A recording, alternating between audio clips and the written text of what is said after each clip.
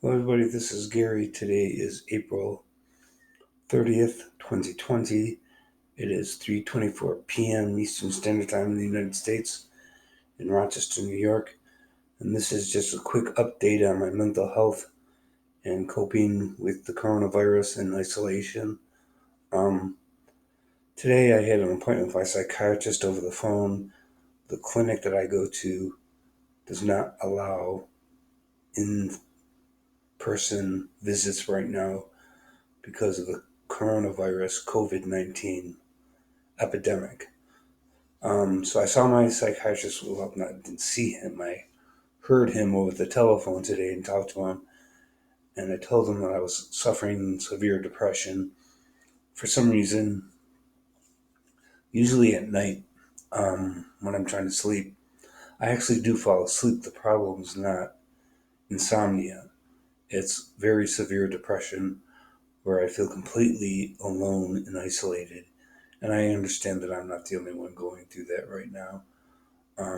But it's a profoundly deep depression, a very disturbing, dark, bleak state of mind that I'm in just before I go to sleep. And I don't understand why I don't feel that depression during the other parts of the day. I don't feel like that when I wake up in the morning.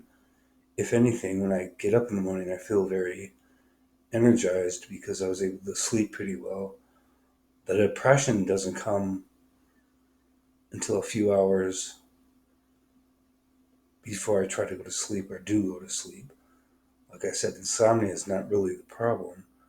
Um, so, what my psychiatrist did is he suggested that we take a medication that I increase the amount of one of my medication, Remeron. Remeron in low doses can help you sleep, but it is an antidepressant.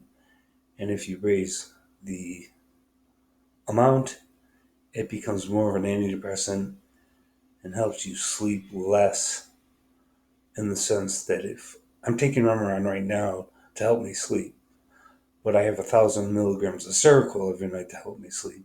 So the Remeron is not important for my sleep. So, but it is good as an antidepressant. So we doubled the dosage of my Remeron from 7.5 milligrams to 15 milligrams nightly before I go to bed. Or I could take it during the morning. It really doesn't matter because I'm not going to be using Remeron anymore to help me sleep, but as an antidepressant.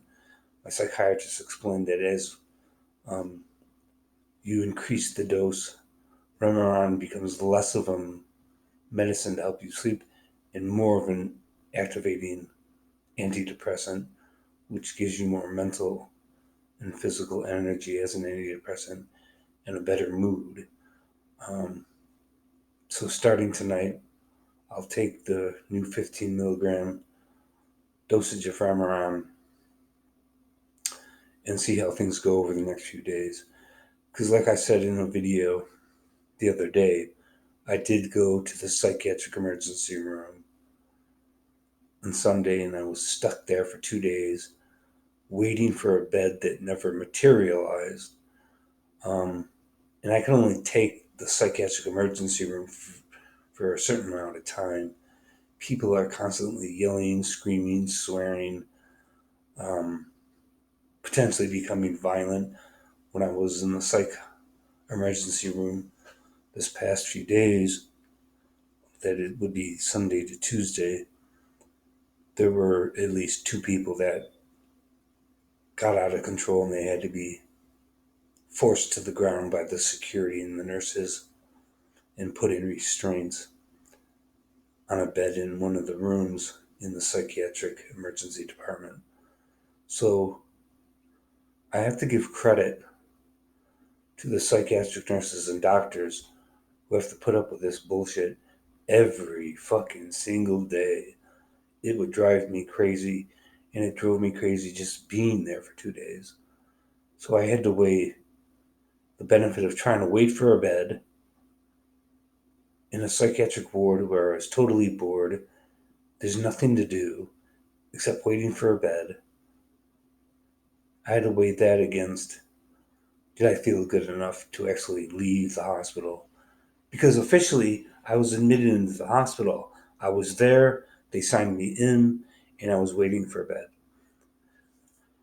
But I felt better, and I couldn't stand being in the psychiatric emergency ward any longer. I felt that I was well enough to leave. I was not a danger to myself or to other people. Now, I will still be struggling with some things over the next few weeks. Um, going to going to the psychiatric emergency room is not a magical cure for anything. But I did get some sleep there despite all the yelling and swearing, and I felt better, so I left. It wasn't worth it waiting for a psychiatric bed when I was feeling better in the psychiatric room. It's total fucking chaos. At least it is at Strong Memorial Hospital, University of Rochester, New York.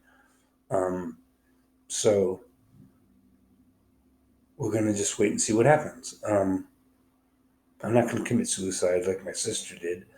My sister committed suicide with a shotgun in 1996. She was the third oldest of 10 children.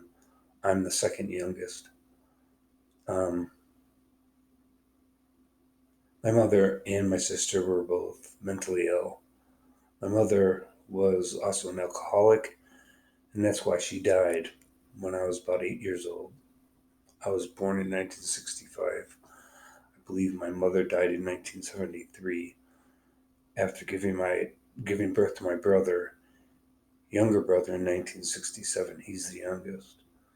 So mental illness definitely runs in families.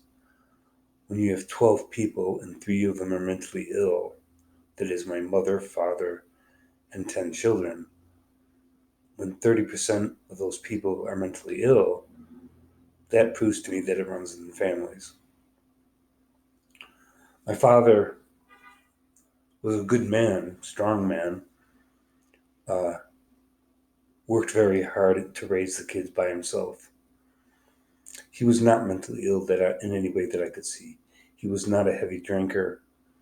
He wasn't a gambler.